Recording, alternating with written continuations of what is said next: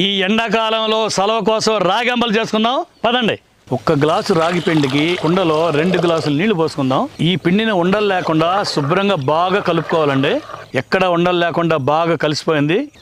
5 గ్లాసులు నీళ్లు పోసుకుందాం అండి. కుండ మీద మూత పెట్టుకుని నీళ్లు బాగా మరగబెట్టుకుందాం.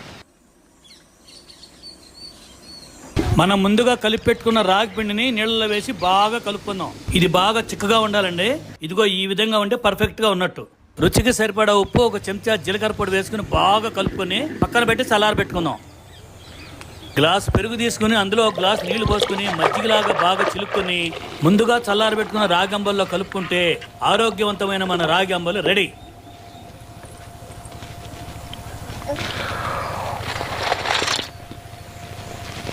అబ్బా, చాలా బాగుందండి. ఆరోగ్యానికి చాలా మంచిది.